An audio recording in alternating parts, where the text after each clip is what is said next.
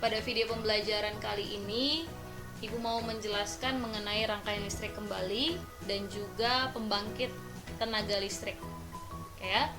Ibu ulang kembali mengenai muatan listrik. Kita sudah belajar ya, di muatan listrik itu ada atomnya. Jadi jenis-jenis atom itu ada atom elektron, ini atom yang bermuatan negatif. Ada atom proton, ini yang bermuatan positif. Lalu ada neutron yang bermuatan netral. Nah, berdasarkan jumlah dari elektron dan protonnya, ini kita lihat ya, dan juga jumlah neutronnya, terbagilah menjadi 3 jenis atom. Yang pertama ada atom netral. Atom netral di sini, ini berarti jumlah atom elektronnya, proton dan juga neutronnya sama jumlahnya. Itu atom netral. Kemudian ada yang atom bermuatan positif, karena jumlah protonnya lebih banyak dari elektronnya yang negatif ini. Jadi protonnya lebih banyak ya daripada yang elektron. Ada juga atom negatif. Kalau atom negatif kebalikannya, jumlah elektronnya yang bermuatan negatif itu lebih banyak dari protonnya. Kayak elektronnya lebih banyak dari proton, makanya disebut juga atom negatif. Kita lihat ada listrik statis. Jadi berdasarkan adanya perpindahan atom tadi, itu dapat dihasilkan listrik statis ini. Oke ya, jadi listrik statis itu adalah ketidakseimbangan muatan listrik dalam atau pada permukaan benda. Ini contohnya ada balon, kemudian digesekkan terus di bagian permukaan atas rambut dan ya bergesekan dengan permukaan balonnya. Kemudian kalian tarik pelan-pelan, ternyata rambut kalian akan tertarik begitu ya. Jadi seperti ada magnetnya. Nah, ini disebut listrik statis. Tadi karena ada ketidakseimbangan muatan atom tadi. Jadi perpindahan elektronnya mengakibatkan adanya listrik statis. Jadi seolah-olah ini rambutnya ini tertarik oleh balonnya karena ada listrik statis tadi. Atau bisa juga dengan menggunakan penggaris plastik atau penggaris yang biasa kalian gunakan ya, kalian gesekkan juga ke arah permukaan yang meja misalnya boleh, kemudian gesekkan sampai panas, sampai akhirnya kalian dekatkan dengan kertas-kertas yang sudah dipotong kecil, kemudian akan tertarik naik ke atas. Nah, lalu ada juga peristiwa lainnya, menggunakan sisir juga bisa. Atau kalian yang menggosok pakaian, misalnya kalian menggosok pakaian sendiri. Nah, pada permukaan baju yang sudah digosok, kemudian kalau kalian dekatkan rambut kalian ke arah baju yang sudah digosok tadi, atau baru saja selesai digosok, jadi masih keadaan panas ya, itu pasti akan terjadi perpindahan muatan atomnya, sehingga terjadi ketidakseimbangan, sehingga rambut kalian tuh bisa tertarik seperti itu. Yaitu listrik statis ya. Nah, rangkaian listrik ini Ibu ulang kembali. Kenapa Ibu ulang? Karena ada beberapa dari kalian tuh masih belum memahami. Jadi Ibu harap tidak hanya yang itu-itu saja yang menjawab, tapi yang lain juga harus bisa menjawab. Perhatikan dengan baik ya. Yang harus kalian pahami pertama, kalian harus tahu di mana letak kutub positifnya dan kutub negatifnya. Kutub positif berarti di sini. Ini kutub negatif. Arus listrik ini mengalir dari kutub positif harus berakhir sampai ke kutub negatif. Kalau dalam perjalanannya arus listrik yang ada di kutub positifnya ini terhambat di tengah jalan dan tidak bisa menyelesaikan sampai ke kutub negatif, maka elektronik atau seperti di sini ada bola lampunya tidak akan menyala kalau terjadi hambatan, sehingga tidak sampai ke kutub negatif. Dan ingat ya, rangkaian listrik atau arus listriknya itu bukan arus listrik bolak-balik tetapi searah. Searah tuh dalam artian tidak dari sini kemudian masuk ke lampu 3, ke lampu 4, kemudian bisa belok lagi ke lampu 2, lalu ke lampu 1, lalu masuk ke min. Nggak begitu ya. Itu namanya bolak-balik dan melalui jalur yang sama yang sudah dilewati. Oke ya, ini kan sudah dilewati, ke sini lagi udah dilewati.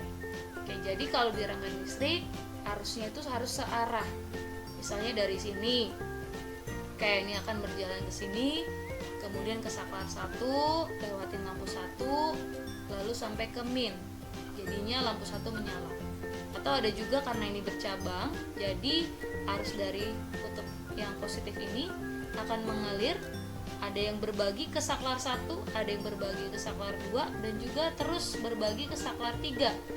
Baru terus melewati rangkaian kabel selanjutnya sampai nanti ketemu di kutub negatif. Jadi seperti itu ya. Kalau misalnya di sini contohnya adalah lampu 3-nya padam. Ini ada jawabannya ya. Kalau lampu 3-nya padam, berarti kan ini harusnya tetap berjalan nih, ada alirannya. Lalu ada yang lewat lampu lewat saklar 1 ya, melewati lampu 1 juga, sehingga bisa menyala karena tidak ada hambatan kan. Kemudian arus yang melewati cabang yang kedua di saklar 2 ini melewati lampu 2 lagi, baru bisa sampai ke kutub minnya, tidak ada hambatan sama sekali, lampu 2 ikut menyala. Tapi kalau yang arus listrik yang melewati saklar 3, yang melewati saklar 3 ini kan melewati lampu 3. Pada saat melewati lampu 3, karena lampu 3-nya putus, berarti berhenti di sini arusnya, sehingga lampu 4 pun tidak menyala, makanya lampu 4 padam. Seperti itu ya. Kemudian ini juga contoh yang lain. Ingat, yang pertama sekali harus kalian cari adalah di mana letak kutub positif dan di mana letak negatifnya. Ini positif. Oke, ini pertanyaannya kalau lampu 5-nya yang padam. Oke, berarti kalian harus tentuin jalurnya. Ada yang lurus lewatin saklar 1, ada juga yang berbelok seperti ini. Oke, jadi kalau yang lurus lewat saklar 1 ngelewatin lampu 1, 2, 3. Kemudian sampai di sini berbagi lagi cabangnya. Kemudian yang ada di sini kabelnya, arus yang dari sini belok ke sini, ini juga tetap berbagi sama, melewati juga yang sama ya. Jadi pada saat lewati satu lampu 2, 3, ini pada percabangan yang ke arah lampu 6 dan 7, baru naik ke atas, baru lewatin lagi, dan bisa sampai ke kutub min. Artinya lampu 1, 2, 3, 6, 7 itu menyala. Sedangkan kalau arus listrik yang bercabang melewati lampu 4, ini bisa lewatin lampu 4. Tapi pada saat melewati lampu 5, ternyata bolamnya terputus ya. Jadi terhenti perjalanannya, tidak sampai ke kutub negatif. Artinya lampu 4 juga tidak bisa menyala. Oke ya. Terus Bu, kalau balik lagi ke sini, kan dibilang nggak boleh bolak-balik ya, tapi harus satu arah, sejalur. Tidak bisa balik lagi dari lampu 4 balik lagi ke 67 baru ke min, tidak bisa seperti itu. Oke, jadi pahami dengan baik ya. Kalau misalnya di saklar satunya sini off, mati, nah jadi arus listrik yang tadi melewati saklar 1 terhenti sampai di sini. Lalu arus ini bisa lewat mana? Bisa lewat ke sini ya. Itu kalau tadi saklar satunya yang off. Oke, ini bisa lewat sini sehingga lampu 1, 2, 3 tidak menyala. Karena nggak mungkin arus dari sini ke sini lagi, balik lagi ke sini. Tidak bisa seperti itu. Kemudian ini adalah contoh yang gambar yang sudah Ibu berikan. Soalnya juga sudah diberikan. Kayak ini juga sudah. Nah, sekarang yang ini. Kalian perhatikan dengan baik gambar yang ini. Ini ada lampu 1, 2, 3, 4, berarti ini kutub positif, ini kutub negatif. Ini akan dijadikan latihan soal untuk di sesi 2. Perhatikan dengan baik ya, ini. Kemudian ada modelnya seperti ini.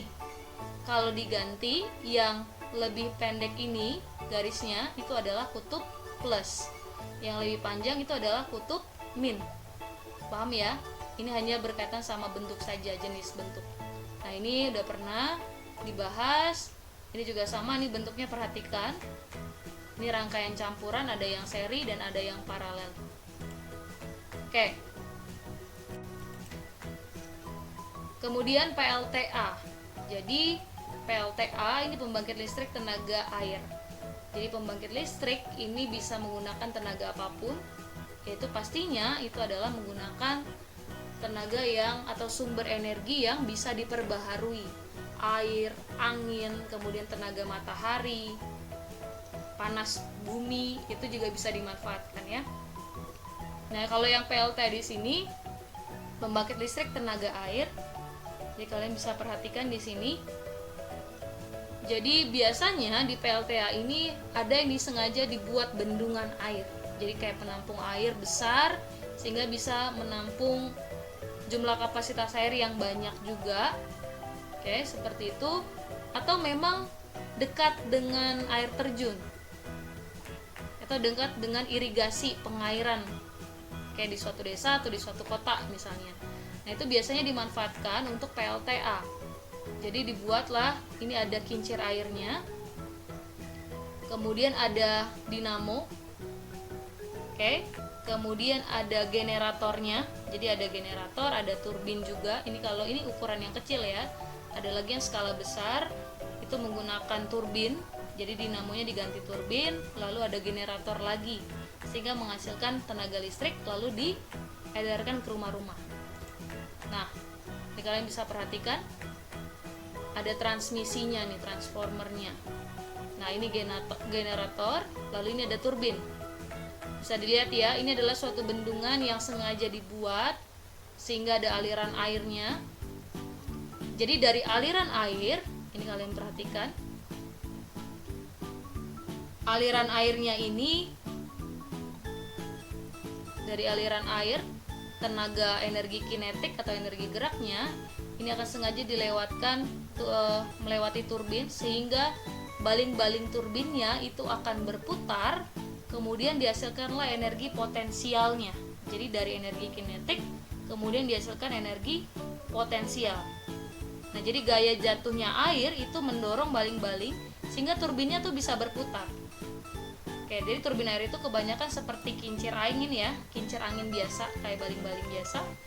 Oke, kemudian selanjutnya nanti turbinnya ini akan mengkonversi atau merubah energi potensial tadi. Kayak mengubah energi potensial tadi dari energi kinetik jadi energi potensial. Kemudian diarahkan, dihubungkan ke generator nih. Oke, jadi turbinnya ini kan dihubungkan turbin dengan melalui gigi-gigi putar sehingga ketika baling-baling turbinnya ini berputar, generatornya kan juga ikut berputar nih. Kalian bisa perhatikan ya, generator juga ikut berputar. Kemudian generatornya ini akan memanfaatkan perputaran turbin tadi untuk memutar kumparan magnet. Jadi di dalam generator itu ada kumparan magnet. Nah, ketika memutar kumparan magnet ini yang ada di dalam generator tadi, terjadilah pergerakan elektron. Oke, tadi yang atom tadi ya, terjadi pergerakan elektron sehingga bisa mengakibatkan arus listrik. Oke, dari arus listriknya kemudian ditampung nih di transformer, di jalur transmisinya. Oke, kemudian jadi arus listriknya bisa dimanfaatkan langsung ke jalur transmisinya nih, sehingga bisa dimanfaatkan di rumah-rumah atau daerah sekitarnya. Jadi seperti itu ya. Jadi perpindahan atom itu sangat penting sekali. Makanya tadi yang listrik statis itu bisa tertarik karena ada perpindahan muatan atomnya. Oke, itu seperti itu caranya kalau yang pembangkit listrik tenaga air. Sekarang ada PLTS. PLTS ini juga sama. Jadi ini harus menggunakan panel surya. Jadi panel suryanya biasanya kalau rumah-rumah yang memanfaatkan ini ditaruhnya adalah di atas atap karena bisa langsung menyerap sinar mataharinya, panas matahari ya. Kemudian ada DC elektriknya, jadi disambungkan. Ketika panas dari mataharinya tersimpan di dalam panel surya, ini akan dikonversi nih menjadi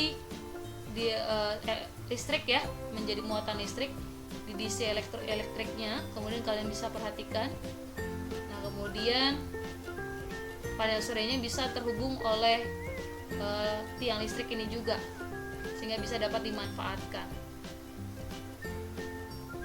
Oke, seperti itu ya untuk yang PLTS. Nah, PLTS ini biasa ada di pinggir-pinggir di tengah-tengah jalan tol itu ya. Kan ada bagian tengah jalan tolnya itu yang membagi dua jalur. Itu biasanya ada sebagai penerang, lampu-lampunya biasanya menggunakan panel surya. Jadi pada malam hari ketika sudah menyerap di siang hari, energinya dia akan menyala di malam harinya karena sudah cukup energinya. Kemudian PLTB. PLTB ini adalah pembangkit listrik tenaga banyu. Banyu itu angin. Oke, jadi angin ya. Ini menggunakan ini menggunakan energi kinetik atau energi gerak dari pergerakan angin, kemudian sehingga memutar baling-baling angin ini, kincir angin, kemudian disambungkan ke sebuah turbin. Nah, pergerakan dari turbin itu akan disambungkan ke sebuah generator.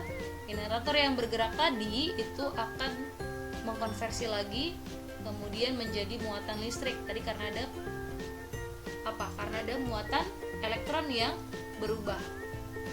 Oke, kemudian ini ada transmisinya, baru disambungkan lagi arus listriknya ke perumahan-perumahan.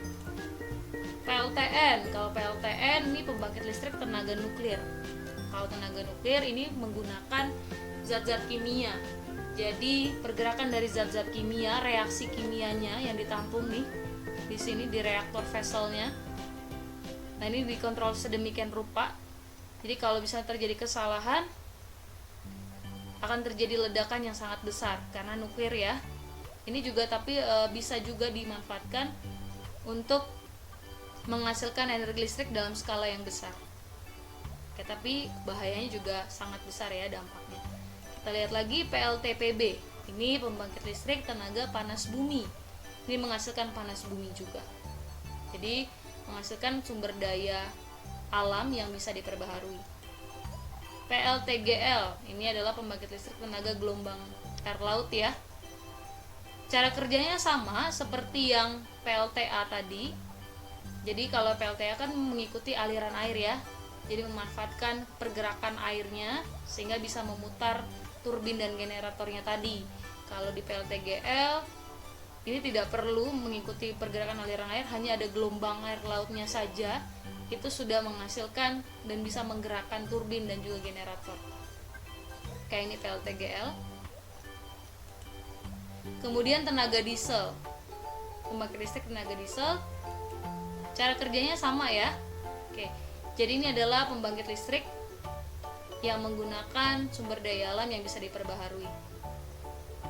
Oke, itu saja mengenai rangkaian listrik dan juga pembangkit listriknya. Kita akan latihan rangkaian listrik di sesi kedua. Kalau ada yang mau ditanyakan berkaitan dengan pembangkit tenaga listrik ini, silakan tanyakan. Atau yang rangkaian listrik juga boleh silakan tanyakan kalau masih belum mengerti. Oke, terima kasih. Sampai jumpa di sesi kedua.